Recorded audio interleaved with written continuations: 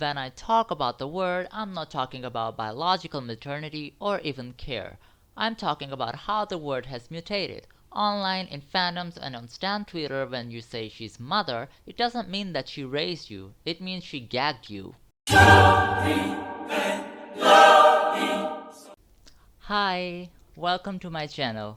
If you're new here, I'm Zulkef and you're watching Zulkef Plus, the literary tea party where we read, rant, and resurrect female rage at least 2 books at a time. Today, we are going to talk about mother, but not just in the biological sense. According to the thesaurus, mother is a female person who has borne children. However, according to Urban Dictionary, mother is someone who's iconic, unbothered, and constantly serves cunt. So, which one is it? Today I will be dissecting this term not just as a word but as a symbol, a trope, and a cultural diagnosis. We are going to be looking at the unlikable woman in fiction, especially through the lens of My Year of Rest and Relaxation by Ottessa Moshfegh and Nightbitch by Yoder. But we're also going to be talking about feminism, female archetypes, burnout, and why it's sometimes okay to bite people. So buckle up, grab yourself a cup of tea or a Xanax if you're on that My Year of Rest and Relaxation vibe, because we're about to mother some truth. Mother has arrived. Before we get into the novels, let's first talk about the good mother and the bad mother, an archetype that women just can't seem to escape. Whether you're reading fiction, watching films, or scrolling through the feminist side of TikTok or Instagram, there's tons of mother content out there, from women making meals for their family of 7 to mothers just sharing tips about how they're raising their kids. If you look at the comments of these videos, you'll find all sorts of praise and degradation, especially from men. The good mother is a myth, and yet somehow also an expectation. She's nurturing, gentle, endlessly available, and makes healthy lunches. She speaks in soft tones and remembers to sign permission notes and never ever raise her voice. On the flip side, we have the bad mother. She forgets birthdays, she drinks, she's emotionally unavailable or too emotional. She doesn't attend the school play, she might sleep in. However, she still might want some things for herself. For instance, a love life, art, solitude, and that alone disqualifies her from the sainthood. You see her in Lady Bird, in Fleabag where you never meet the mother, or even in Everything Everywhere All at Once, where Evelyn is constantly torn between care and self-preservation. But here's the thing. This binary is built on a very narrow and a very Western idea of womanhood. It assumes access to gentle parenting, to soft furniture, to emotional freedom. It imagines womanhood through the lens of whiteness, of middle-class suburbia, of people who've never had to mother from the margins. For black, brown, indigenous, or immigrant women, especially those from the global south, this concept of mother often doesn't resonate. Because many women just didn't have the luxury to become good or bad mothers. They were just trying to survive, working multiple jobs, raising entire families without any systematic support, dealing with state violence, migration, war, and erasure. In those contexts, mothering is not just a personal journey of fulfillment. It's labor, resilience, inheritance, and often silence. So when we talk about the unlikable woman in fiction, especially if she's a mother, we have to ask, who is she allowed to be unlikable to? Who is allowed to rest, rage, or rot without being entirely discarded? That's the framework we're entering with today's novels. One gives us a woman who decides to sleep through an entire year of her life. The other one gives us a mother who suspects that she might be turning into a dog. Both are messy, strange, and disobedient, while they're simultaneously telling us something about what we expect from women who are supposed to nurture others. Both of the novels that we're discussing today, My Year of Rest and Relaxation and Nightbitch, center on nameless female characters. That's not a coincidence. It's a choice. It's a refusal. These women are not here to be identified with or pinned down. They are symptoms of a world that expects women to be gentle, to nurture, to behave, and what happens when they decide to finally say no. In My Year of Rest and Relaxation, the narrator is a 20-something, recently orphaned, deeply alienated woman living in early 2000s New York. She has money, she has beauty, and she has absolutely no will to live. Instead of joining the corporate grind or finding herself on a yoga mat, she embarks on an experiment in self-erasure. She will sleep for an entire year, sedated into unconsciousness, in order to reset herself, to burn down whatever remains of her identity and hopefully emerge on the other side as something. It's a metamorphosis, but the one that happens in stillness. She's not chasing anything, she's just waiting to rot into transformation. Now, Nightbitch takes a very different approach to the same question. What happens when a woman refuses to perform the role that she's been assigned? The narrator here is a stay-at-home mom, a former artist who suspects that she might be turning into a dog. Yes, literally. Hair, teeth, tail, the whole thing. But instead of resisting it, she leans into it. She embraces the physicality, the aggression, the loss of language, because this transformation, this animal becoming, it's the first thing that she has felt since giving birth to her child. And it's another form of metamorphosis, this time through movement, through instinct, through surrender to something primal. And let's talk about the unlikable woman. Because here's the thing, we're not supposed to like her. That's not a glitch, that's the assignment. The narrators of My Year and Rest and Relaxation and Nightbitch are not quirky, they're not charming, they're not even particularly empathetic. They are passive, selfish, delusional, and at times cruel. And we, the readers, are denied the usual comfort. No redemption arc, no neat backstory to soften them up, no personality quiz that lets us say, OMG, she's just like me for real. What Ottessa Moshfegh and Rachel Yoder do so well is take that expectation and rip it apart to shreds. Their narrators are not feminist icons. They're not written to inspire or teach. They are symptoms. They are rot. They are what happen when women who are expected to nurture, to create, to care, decide to disappear, destroy, or howl.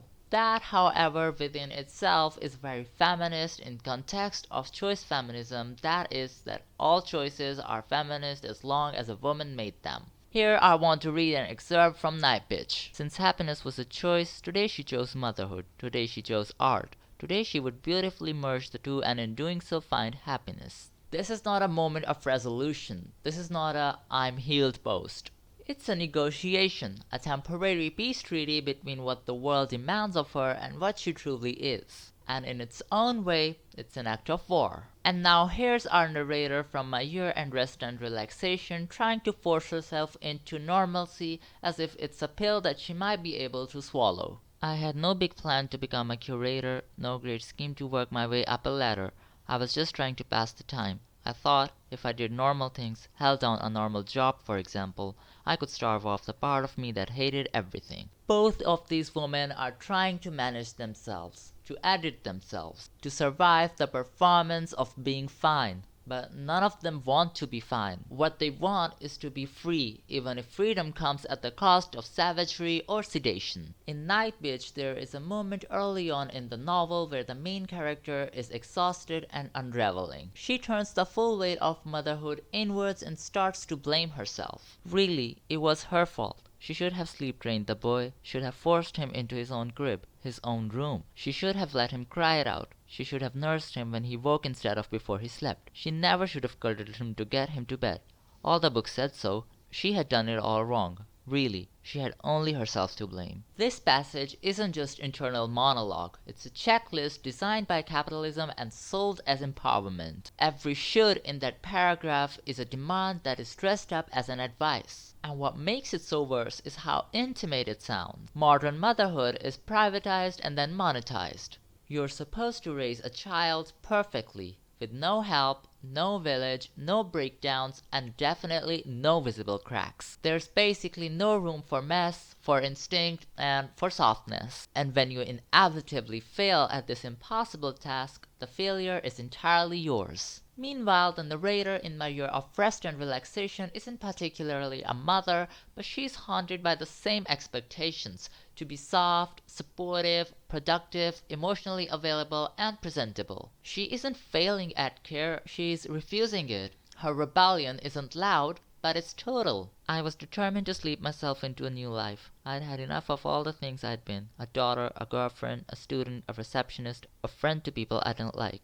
All I wanted was to be nothing, to do nothing, to just lie still and drift off. Now here's a question that we're supposed to ask when a woman in fiction spirals, snaps, or sedates herself. Is it feminist or is it regressive? And depending on what corner of the internet you're in, the answer will be wildly different. Some people read Nightbitch and say, yes, this is exactly the rage that I've been bottling up since giving birth. Meanwhile, other readers read the book and said, turning into a dog?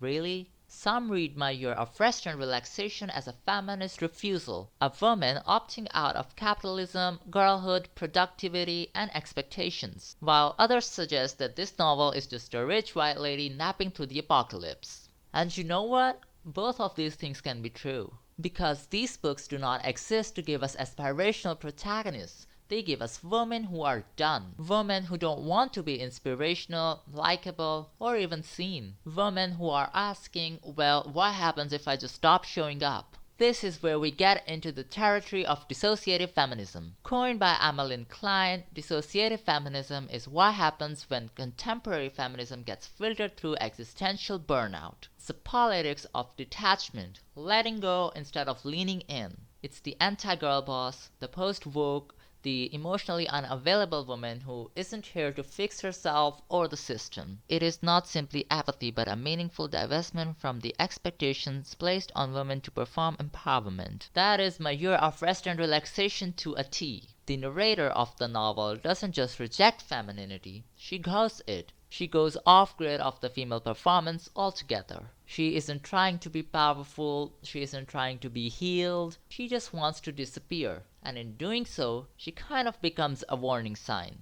A reflection of what happens when feminism is expected to solve, which is ultimately a structural collapse. Nightbitch, on the other hand, takes a more embodied route. She doesn't dissociate, she paralyzes. She taps into something primal, unsupervised, and nonverbal. And even that is a refusal. The refusal to play by the rules of polite motherhood. I think the more important question here would be who gets to decide what feminism looks like. Because we talk about feminism like it's a clean, fixed ideal, like it's a checklist. No body shame, no internalized misogyny, and no lip gloss if it's for the male validation. But real life isn't that curated. Real life is full of contradiction.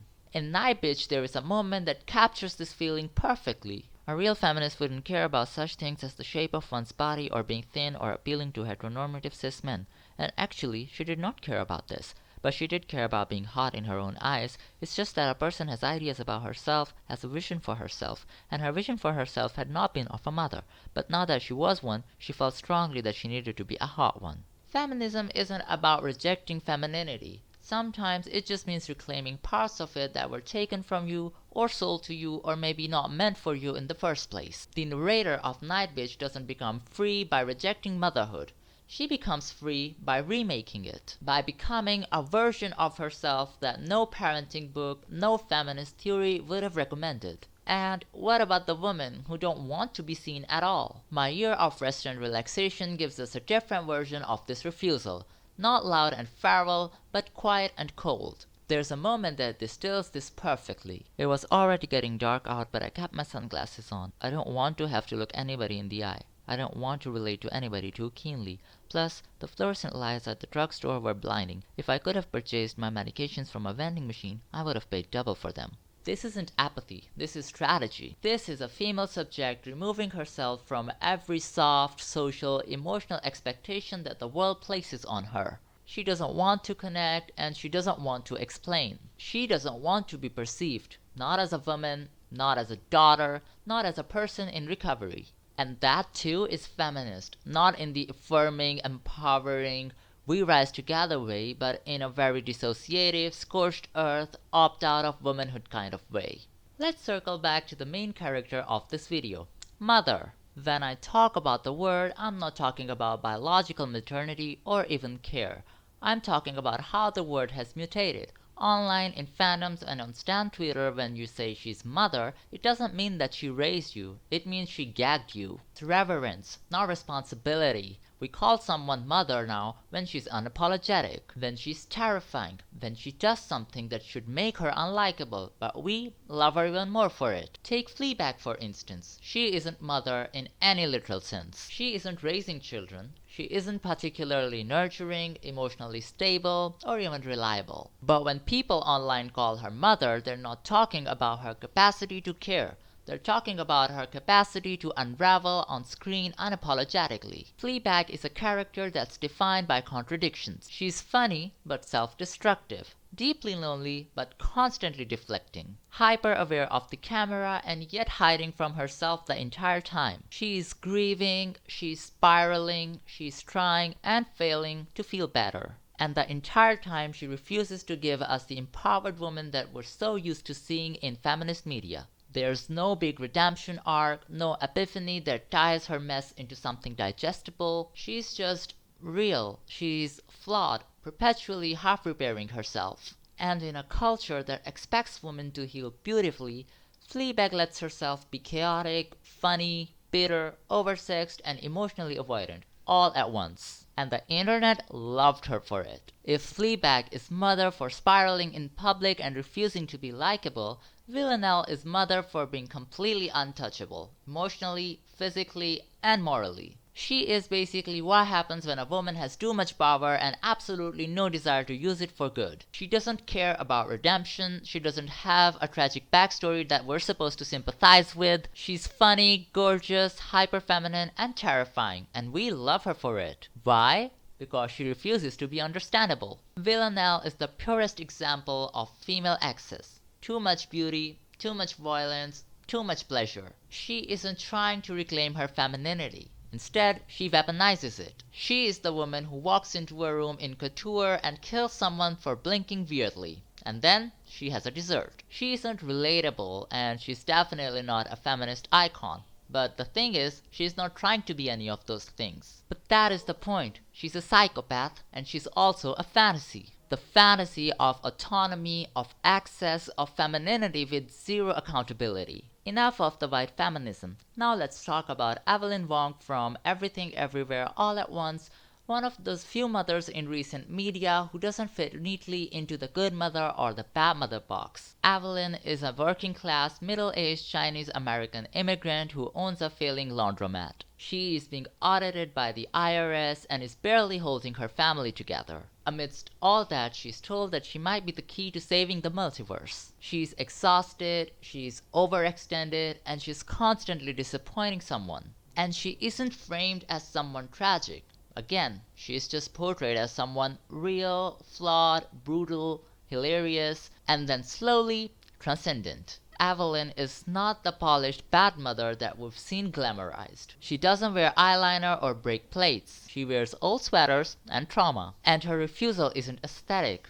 It's survival. She doesn't dissociate into sleep or slip into madness. She just keeps on doing the dishes as the universe collapses. But what really makes her so compelling is that she fails. Repeatedly. She lashes out at her daughter, she's bitter, she projects, she basically doesn't have a self-care arc. What she has is a metaphysical breakdown where she experiences every version of herself and realizes that she has absolutely no idea who she wants to be. Evelyn's motherhood isn't perfect, or even good. It says that you can be selfish and tender, mean and magnificent. So where does that leave us? We've looked at women who sleep, who bite, who spiral and who detach, women who refuse to mother, and women who redefine what that even means. They're not likable, they're not aspirational, they don't model empowerment in that neat Instagram approved way. But what they offer instead is something else, a refusal to perform, a willingness to fall apart, a rejection of narratives that demand strength at all times. Whether it's the narrator of My Year and Rest and Relaxation disappearing into sedation, or Nightbitch's mother who chooses virality over performance, or Evelyn Wang losing her mind across the multiverse and choosing to be soft on her own terms, all these women break the script. And still, they get called mother. Not because they nurture, but because they undo everything that we've been told about what a woman is supposed to be, and they survive it. So if we're going to keep using that word, it's worth asking, Maybe mother isn't a caretaker anymore. Maybe she's a symbol for women who opt out, who unravel, who go off script completely. And maybe that's the most honest form of resistance that fiction can offer. That is all for today's video. If you guys liked it, give it a thumbs up. If there's anything that you would like to add to this conversation, drop it in the comments below. I would love to hear your thoughts. Until my next video, goodbye.